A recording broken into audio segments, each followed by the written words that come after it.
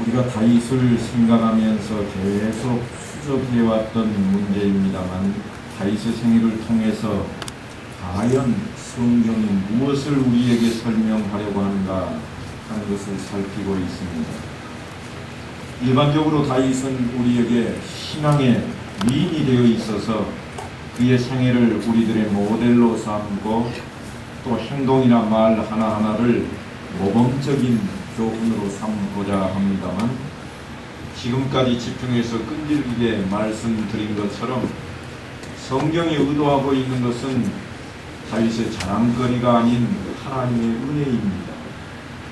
은혜로 된 다윗의 모습을 말씀하고자 하는 것입니다. 그것이 뭐 그렇게 대단히 중요한 것이냐, 그것이 무슨 중요한 문제냐, 그렇게 말할지 모르겠습니다만, 거듭 반복하지만 기독교 신앙의 본질상 이 문제만큼은 꼭 짚고 넘어가야 합니다.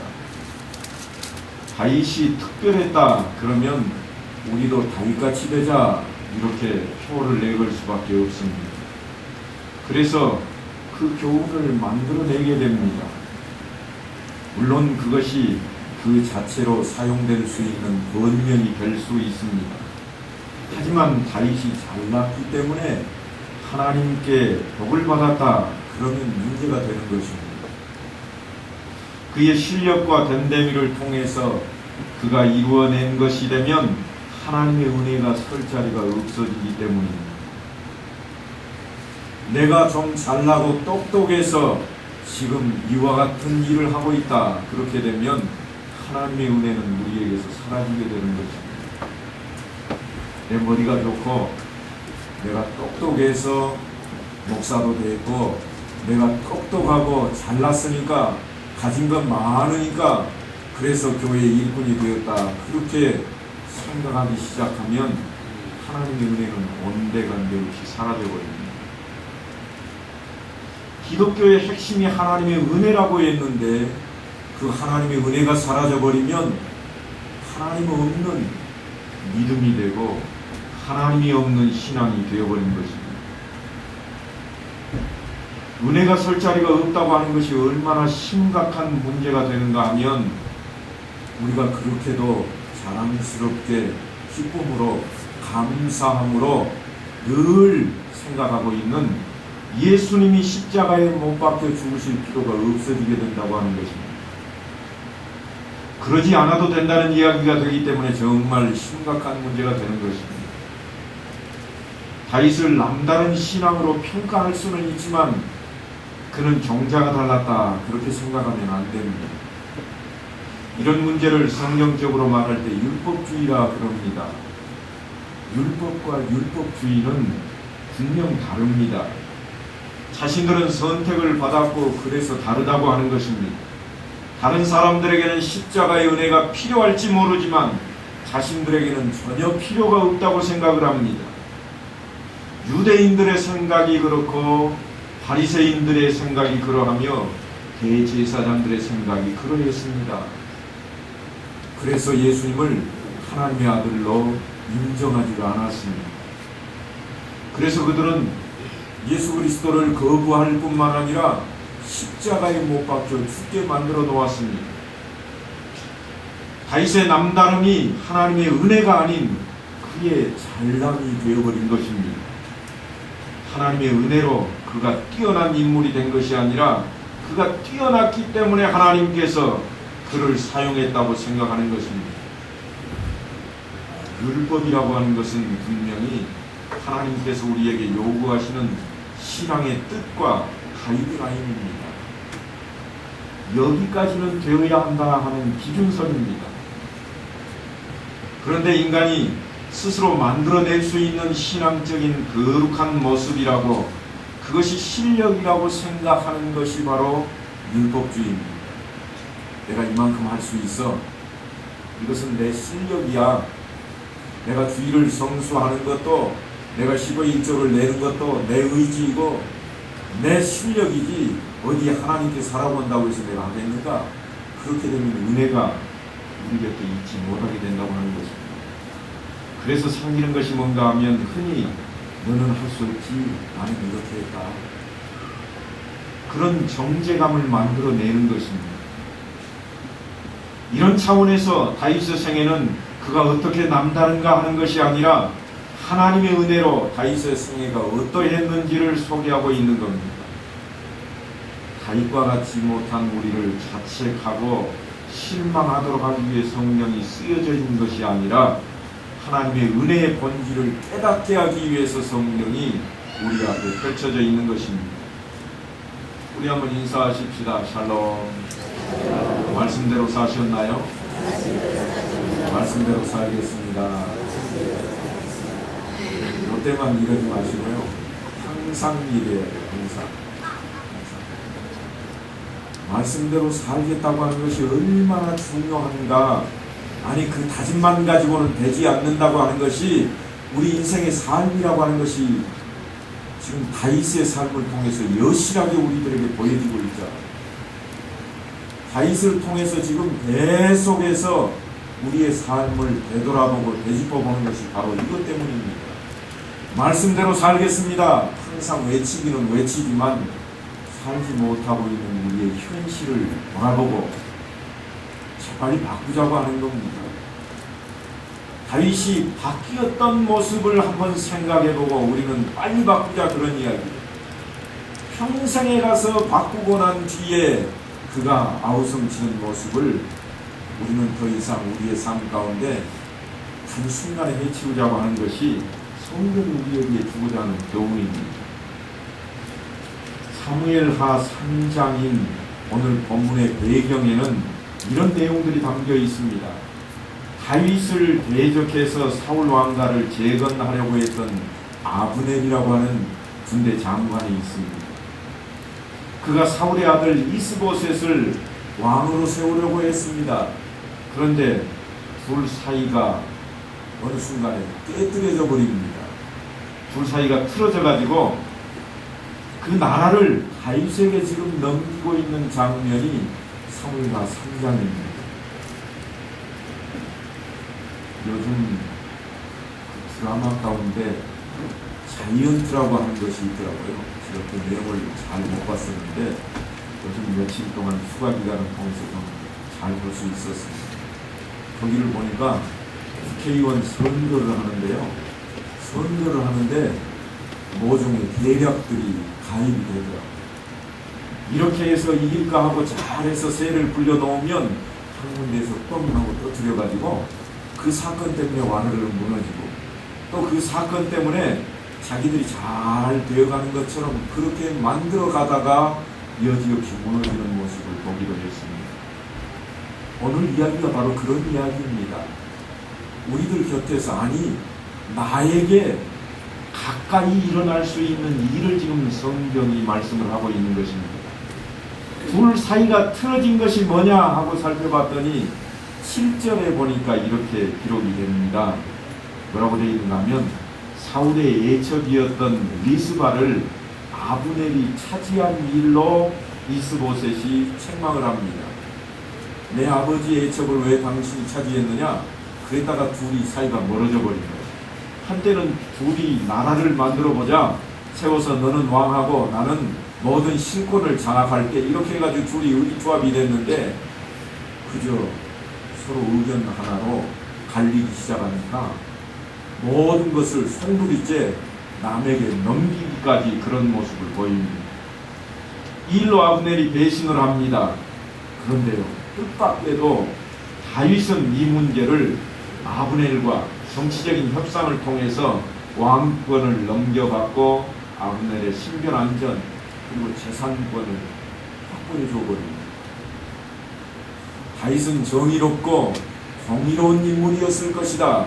그렇게 늘 생각해온 우리들에게 정말 어처구니 없는 모습을 보이고 있습니다. 사실 아브넬은 지금 다윗이 몸담고 있는 유다 지파를 제외하고 나머지 그 많은 지파들, 적어도 10개 지파의 군사력을 장악하고 있는 군대 장관입니다. 실권자였습니다. 이스보셋이라고 하는 사울의 아들은 그저 얼굴마담일 뿐입니다. 왕의 자리는 안 쳐주지만 모든 실력은 누가 지고 있는가 하면 아브넬이 지고 있습니다. 그런데 이 아브넬이 이스보셋과 틀어져 버렸고 다윗과 타협하는 셈인데 저쪽 팀의 수장은 누군가 하면 다윗입니다. 그리고 이쪽 팀의 수장은 누가 되어야 되는가 하면 이스보셋이 되어야 되는데 아브넬이 움켜쥐고는 다윗과 타협을 해버립니다. 그리고는 다윗이 이것을 받아들이고 이스보셋에게 예전에 사울왕이 자기에게 주었다가 뺏어간 사울의 딸 미가를 돌려보내라고 최후 통첩을 합니다. 내 첫째 부인을 돌려보내라. 여러분이 시간이 있으면 나중에 한번 읽어보시기 바랍니다만 사무엘상 25장 마지막 부분에 가면 다윗이 이미 장가를 2번씩이나 들어가지고 아내가 둘이 더 있습니다. 미가를 빼고요. 그런데 지금 뭐라고 그러는가 하면 그 미가를 돌려보내라 그런 겁니다. 그래서 이스보셋도 여기 보면 가장 처량한 사람입니다. 그는 다윗과 정당한 대우를 받고 상호 타협하는 입장에서도 권위 그리고 그 권세도 누리지 못하고 다윗이 아브넬과 타협해 놓은 그 문서에다가 사인하는 정도밖에 아니 그 결론을 받아들일 수밖에 없는데 무슨 일까지 하고 있는가 하면 미갈을 돌려보내는데 치사한 일까지 맡아야 합니다. 미갈이 다윗에게로 돌아오는데요. 지금 현재 남편이 바구림까지 울면서 따라옵니다. 내가 사랑하는 내 아내를 왜 데려가느냐? 한때는 그래도 사울의 사위가 되어서 공주의 남편이 되어서 떵떵거리던 사람이었습니다. 그런데 지금 울면서 쫓아옵니다. 하지만 아브넬이 그를 가로막아 버립니다. 이 모든 일에 다윗이 공모자로 끼어 있습니다. 그러니까 사실 여기에서 만나는 다윗은 훌륭해 보이지를 않습니다. 지난 시간에도 말씀을 드렸습니다만 다윗의 고민은 바로 이런 자기 자신의 신앙 문제에 있습니다. 골리앗을 물리칠 때 하나님께서 그와 함께 하셨습니다. 느낌이 그냥 확 왔습니다. 그래서 돌멩이 5개를 딱 손에 쥐고 나섰다가 5개 준비했는데도 불구하고 딱 1개 썼는데 골리앗을 쓰러뜨려 버립니다. 얼마나 의기충천했겠습니까? 돌멩이 하나로 끝장내버렸습니다. 그렇게 하신 하나님이셨는데 그저 내가 하나님의 이름으로 나간다 그랬더니 그렇게 해주셨는데 이제 와서는요 왜 자신이 이렇게 초라하게 되는가 모르겠다고 말입니다. 하나님께서 왜 나를 이렇게 초라하게 만드시는가? 물론 지금 본문에도 보면 잘 풀리고 있습니다. 지금 아브넬이 한 나라를 싸질머지고 다윗에게로 오고 있습니다. 다윗의 힘만 가지고는 언제 저 나라를 다 통일할까? 언제 내가 이스라엘 전체 왕이 될까? 그저 이제 한 지파의 왕, 유다의 왕일 뿐인데 헤브론 땅만 내 땅인데 언제 내가 저 넓은 이스라엘 전체, 젖과 꿀이 흐르는 땅 전체를 장악하는 왕이 될까? 그런 생각을 갖고 있는데 어느 날 갑자기 아브넬이 그 큰 진보따기를 싸질머지고 오고 있다니까요. 지난 시간에 우리가 다룬 것처럼 다윗의 생애를 이해하는 데 있어서 가장 중요한 2가지 사건은요, 골리앗을 물리쳤던 그 사건과 밧세바 사건입니다. 골리앗 사건이 먼저 일어나고 후에 밧세바 사건이 일어납니다. 다윗에게는 바로 이 밧세바 사건을 통해서 신앙의 가장 중요한 변화가 옵니다. 오늘 아브넬이 한 나라를 싸질머지고 오고 있는데도 다윗은 아무런 반응이, 변화된 반응이 없습니다. 제가 말씀드리는 이 반응은요, 그냥 기뻐하는 것이 아닌 하나님을 향한 반응이 없다는 말입니다. 그가 왜 기뻐하지 않았겠습니까? 나라가 더욱 커지고 강성해지는데, 가만히 있는데도 군대가 많아지고 백성이 많아지고 땅이 커지는데 왜 그가 기뻐하지 않겠습니까? 틀림없이 기뻐했을 것입니다. 그런데 하나님을 향해서 아무런 반응이 없습니다. 하나님을 향해서 감사하는 모습이 없다고 말입니다. 언제 그 변화가 일어나는가 하면 아직 멀었습니다. 밧세바 사건이 일어나고 난 뒤에서야 변화가 됩니다. 그래서 지난 시간에 살펴보았듯이 시편 53편에 보면 주께서는 제사를 기뻐하지 아니하신다 그러고 하나님께서 구하시는 제사는 산 신령이다 그렇게 고백을 합니다. 그러니까 하나님이 누구신지 몰라서 밧세바 사건이 벌어진 것이 아닙니다. 하나님이 누구신지 알고 있으면서도 밧세바 사건이 벌어진 것입니다. 내가 교회를 나가지 않았기 때문에 죄를 짓고 있는 것이 아니라 빤히 다 보는 사람들 가운데 교회에 왕래하고 있으면서 그러면서 죄를 짓고 있다 그런 말입니다. 내가 하나님의 말씀을 듣지 않아서 죄를 짓는 것이 아닙니다. 하나님의 말씀을 설교를 통해서도 짓고 오늘 아침에도 성경을 펼쳐서 읽었는데도 불구하고 또 죄악된 길로 걸어가고 있다 그런 이야기입니다. 그뿐만이 아닙니다. 그 사건을 통해서 그가 거짓으로 믿었다가 참 믿음을 가졌다 그런 것이 아닙니다. 지금까지는 온전한 믿음이 없었다 이제부터 믿음이 생겼다 그런 의미가 아니고요. 그가 가진 믿음이 신앙적인 행위로 서 있는 것이 아니고 하나님 위에 하나님의 그 은혜 위에 서 있어야 된다는 것을 이제서야 깨우친 겁니다. 지금까지는 그냥 행위로만 하면 되는 줄 알았어요. 그래서 교회도 나오기만 하면 되는 줄 알았고요. 그저 성경도 읽기만 하면 되는 줄 알았습니다.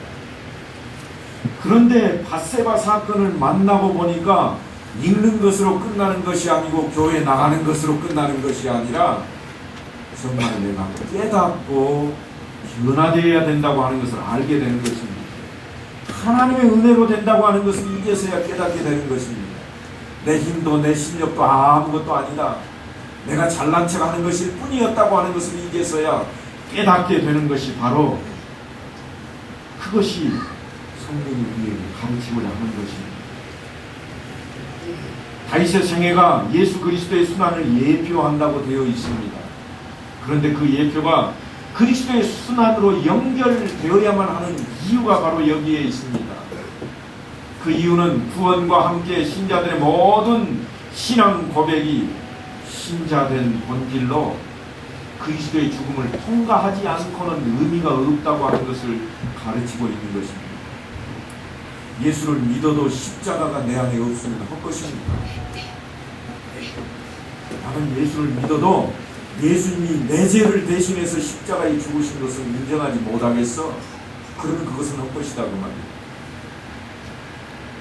나는 남들을 죽인 적도 없고 도둑질한 적도 더더욱 없고 내가 못살게 군 적도 없어. 나 죄인 아니요. 그 이야기는 뭔가 하면 예수 그리스도의 십자가는 나와 별간의 문제입니다. 상관없습니다. 그런 고백입니다. 그렇다면 무슨 얘기인가 하면 지금 다윗이 당하는 것과 똑같은 모습이다. 그런 이야기를 지금 하고 싶은 것입니다. 예수님께서 오셔서 우리를 위해 십자가에 못 박혀 죽으심이 다윗의 생애로 예표된 것은 우리라고 하는 존재 자체가 예수님이 없으면 죽을 수밖에 없는 죄인이었다고 하는 것을 말하고 있는 것입니다. 십자가는요, 사실 죽음으로 끝나지 않습니다. 부활로 이어지는 길이기 때문에 우리 모두가 심판 아래에 있는 존재지만 예수님의 십자가로 죽음을 통과하는 것입니다. 영원히 산다고 하는 것은 그런 의미입니다. 예수님께서 십자가에 못 박혀 죽으신 것처럼 우리도 틀림없이 이 땅에서 살다가 죽음을 맞이하고 장사리에서 땅속으로 다 들어갈 것입니다. 그러나 십자가가 우리에게 있어서 중요한 것은 그 사망으로 끝나는 것이 아니요 새로운 세계, 영원한 생명을 취하게 되고 저 천국에서 우리가 다시 살게 된다고 하는 것입니다. 그것 때문에 우리에게 신앙이 있고 믿음이 있는 것입니다. 다윗의 생애로 예표된 것처럼 우리는 비록 정당한 신앙을 그런 믿음을 가지고 있다고 할지라도 그것이 나를 근거해서 내 신념과 내 의지와 내 선택으로 가지고 있을 때에는 무너질 수밖에 없습니다. 그렇게 세워놓았다면 틀림없이 무너져 버립니다. 내가 주의를 성수해서 그것은 내 실력이야. 그렇게 가지고 있으면 무너지게 되어 있습니다. 내 신앙 고백은 적어도 이 정도야. 너희들은 이런 고백 못했지. 그렇게 가지고 있으면 틀림없이 무너진다 그 말입니다. 지난 시간에 제가 베드로 이야기를 했잖아요. 베드로는요, 아무도 그 어느 누구도 대제사장들조차도 할 수 없던 신앙 고백을 순식간에 했던 인물이고, 주는 살아계신 하나님의 아들이시다고, 내 구세주라고 그렇게 고백을 합니다. 그런 고백을 지금까지 했던 것이 아무도 없습니다. 그런데 그가 어떤 일을 벌입니까? 그것을 자기의 실력으로 믿고 있었던 베드로는 여지없이 무너져 버립니다. 나 예수님 모릅니다. 저 사람 절대 모릅니다. 내가 안다고요? 난 맹세하건대 모릅니다. 닭이 울기 전에 3번씩이나 그렇게 처절하게 부인해버립니다. 그런데 그 다음이 참으로 중요합니다. 베드로가 주님의 말씀을 기억하고 슬피 울며 통곡을 합니다. 바로 하나님께서 그것을 베드로에게 기다리고 계셨던 것입니다. 주께서는 제사를 기뻐하지 아니하신다. 그러면 무엇을 원하신가? 하나님께서 구하시는 제사는 상한 심령이라 통에 자복하고 나오는 것이라, 그런 말씀입니다. 그러니까 실패할 수밖에 없는 우리들의 삶과 신앙, 그것이 바로 무엇인가 하면 다윗의 생애입니다. 그것을 승리하게 하는 것은 다윗의 남다른 그런 모습들이 아닙니다. 밧세바 사건에서도 보듯이 다윗은 골리앗을 물리친 그 신앙을 가지고도 실패해버립니다. 그 실패가 오직 하나님께서 우리에게 제사를 원하지 않으시고 상한 심령을 통회하는 마음을 요구하시는 하나님의 은혜와 간섭에 의해서 허락되는 존재요, 믿음을 통해서 우리로 승리하게 하실 것이라고 하는 사실을 깨닫게 되는 데 있다고 하는 것입니다. 이 사실을요, 갈라디아서 2장 20절에 보면 이렇게 증언을 하고 있습니다. 제가 한번 좀 읽어보겠습니다.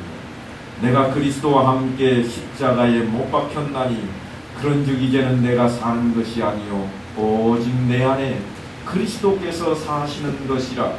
이제 내가 육체 가운데 사는 것은 나를 사랑하사 나를 위하여 자기 자신을 버리신 하나님의 아들을 믿는 믿음 안에서 사는 것이라. 이 고백의 중요성은 아주 매우 큽니다.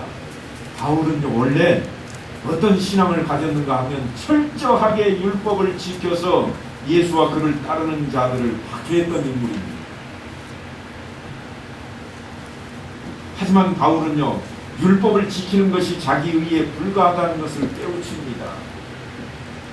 우리식으로 하자면요, 교회 잘 나갔는가 늘 자기 자신을 체크했던 인물이 바울이었습니다. 11주 잘했는가 날마다 체크했던 인물입니다. 오늘은 어떻게 내가 기도로 하루아침 시작했는가 달력에다 체크하고, 그저 금요일만 되면 오늘은 금식하는 날이다, 금식하자, 그리고 하루 종일 금식했던 인물이 누구였었는가? 다윗이었습니다. 그런데 나중에 알고 보니까 다메섹 도상에서 예수님을 만나고 보니까 그것이 다 자기를 자랑하기 위해서 만들어낸 자기의 행동이었더라, 그런 이야기입니다.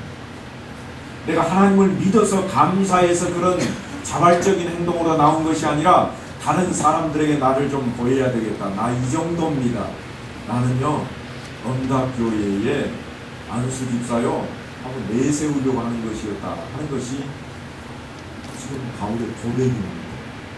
지금 지나고 보니까 그것은 아무것도 아닙니다. 쓸데없는 것이었다.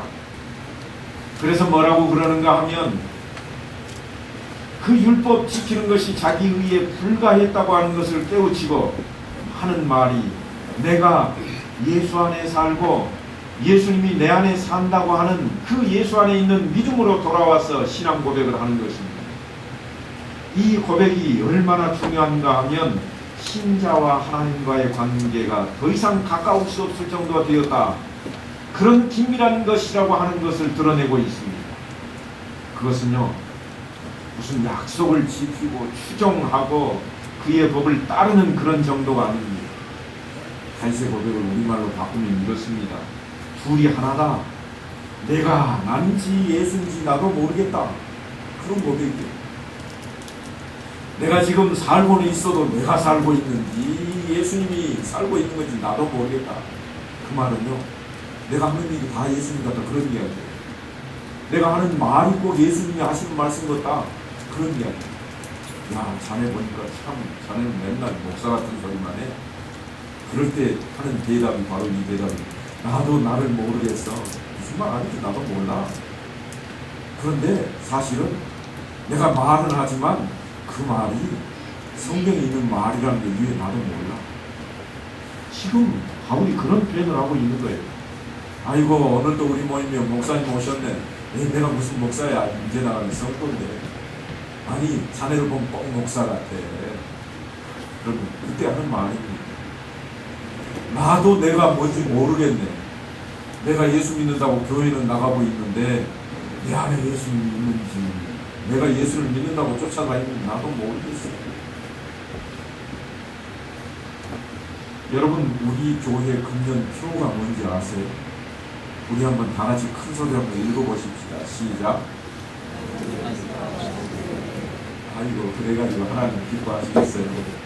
여러분 손주들 보고 한번 말해봐라 그래놓고 여러분처럼 하나님이 기뻐하시는 교회, 아이고 잘했다 그래 박수 치시겠어요? 한번 큰 소리로 한번 읽어보십시다. 시작. 아멘. 그렇습니다. 그래서 내걸고 있는 모토가 주보에 보면 뭐라고 되어 있는가 하면 전하는 교회, 모이는 교회, 가르치는 교회, 열매 맺는 교회라 그렇게 구성해 놓았습니다. 그래서 이것을 보고요, 이렇게도 생각을 합니다. 그래, 전도하자, 구역예배 잘 드리자, 교사가 되자, 열매를 맺자. 다 옳은 이야기입니다. 맞는 말씀이에요. 하지만 이것이 율법이 되어가지고 따르는 것과 안 따르는 것의 싸움이 되어버리면 문제가 됩니다. 어떤 문제가 되냐면 따르는 사람은 훌륭한 사람이고 못 따르는 사람은 다 헛것이다, 그런 이야기가 되어버려요. 그런 비교가 일어나는 것이 무엇 때문인가 하면 율법주의 때문입니다.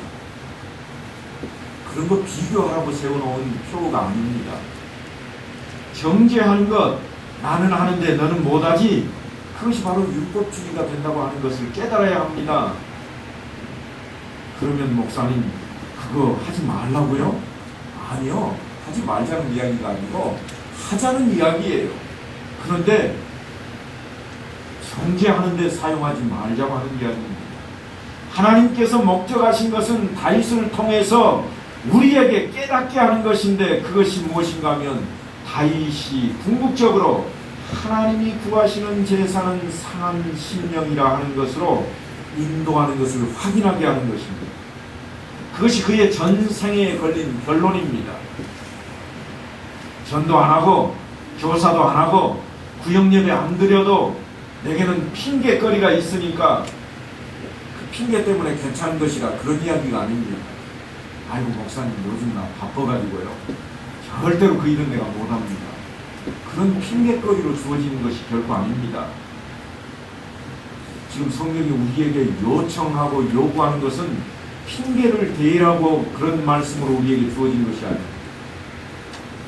베드로에게 네가 나를 3번 부인할 것이라, 그러고 난 연후에 주님께서 핑계거리 없냐? 아이고 그때 말했더라면 내 틀림없이 맞아 죽었을 것입니다. 당신이 그때 당했으면 당신은 안 그랬겠어? 아이고 나도 그랬을 거예요. 그런 핑계거리 대라는 게 아니고요, 통회하고 자복하라, 그런 이야기예요. 성경은 그런 뜻으로 우리에게 주어지는 것입니다. 하나님 전도 한 명도 못한 내 마음 아시죠? 그것을 원하는 거예요. 제가 교사를 해야 되는데 게을러진 제 모습을 아시지 않습니까? 이야기를 하나님이 듣고 싶어 하는 거예요. 구역예배 꼭 나가야겠다고 다짐을 해놓았는데 나가지 못한 저를 아시지요?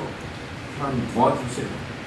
이것을 하나님이 기다리시는 것이지, 하나님 저 그 시간에 바쁘다니까요, 아시잖아요. 그걸 원하는 게 아니에요.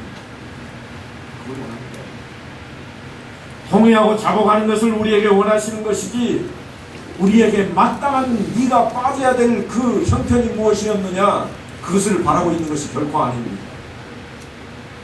오죽하면 예수님께서 우리에게 그러셨겠어요? 오늘 밤 네 생명을 내가 취하면 네게 있을 나머지 것들이 다 무엇이냐? 핑계거리 그거 아무것도 아니다. 그런 말씀이에요.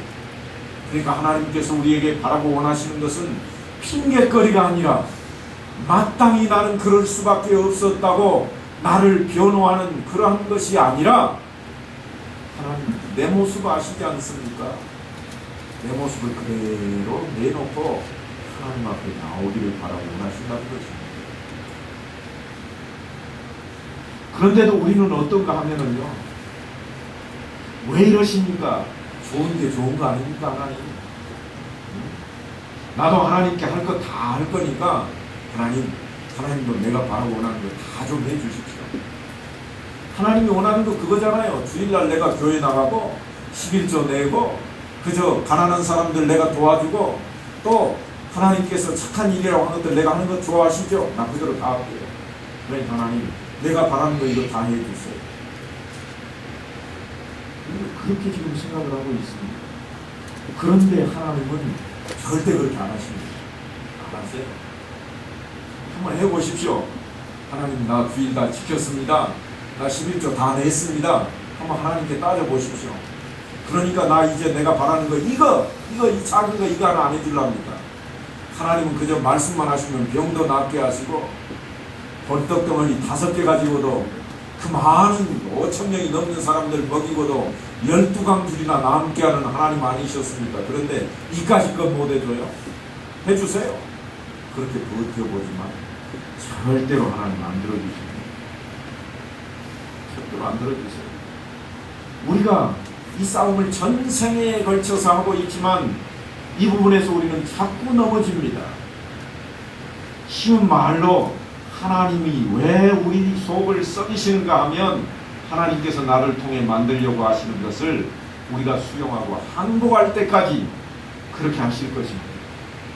나를 바꿔놓을 때까지 하나님은 그렇게 하실 거예요.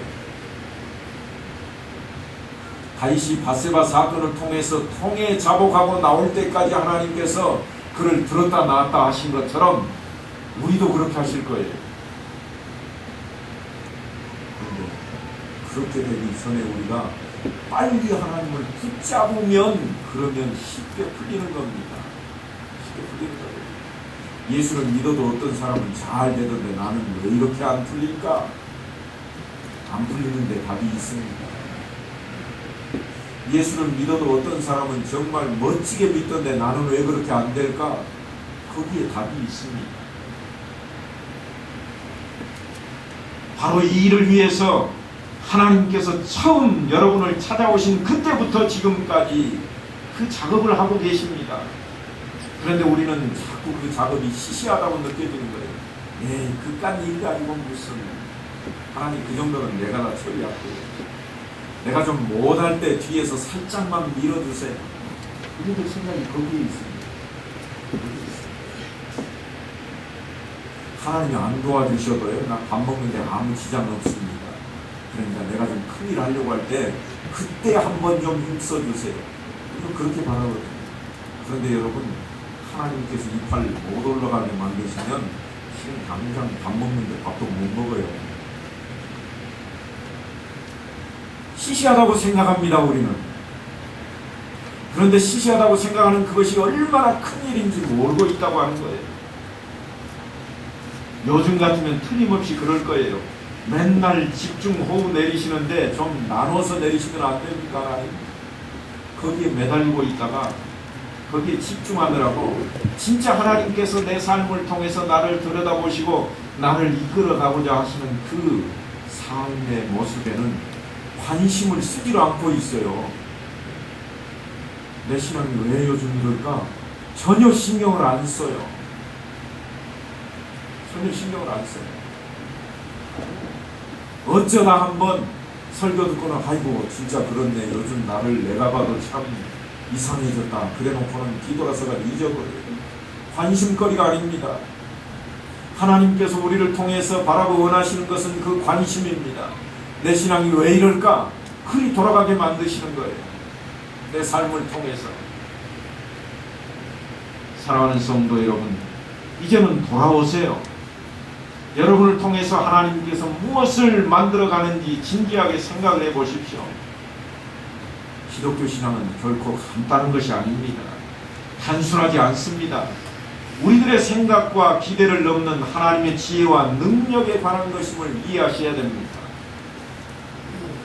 아니 그것을 이해할 수 있게 해달라고 최소한 하나님께 기도라도 해야 됩니다. 그러면 여러분의 생애가 달라질 것입니다. 내가 요즘 왜 이럴까? 그 순간부터 여러분의 삶의 모습이 달라질 것입니다. 여러분의 생활이 달라질 것입니다. 여러분의 생애에 하나님께서 간섭하시지 않고 보호하지 않는 순간은 한순간도 없습니다. 그것을 꼭 기억하시고 하나님께서 함께 하시는 그 삶으로 하나님께서 나를 통해서 무엇을 만들고자 하시는가 이제는 좀 생각하고 하나님 앞으로 나아가는 성도들. 그래서 다윗처럼 오늘 아브넬이 한 나라를 싸질머지고 쫓아온다고 할지라도 거기에 기분 들떠서 거기에 기뻐함으로 시간 다 보내지 마시고 허송세월하지 마시고 하나님께서 나를 통해 무엇을 이루고자 하시는가 그 생각으로 다시금 되돌아서는 그래서 이 무더운 여름 날씨도 깨끗이 이겨낼 수 있는 여러분 다 되시기를 주의 이름으로 간절히 축원합니다.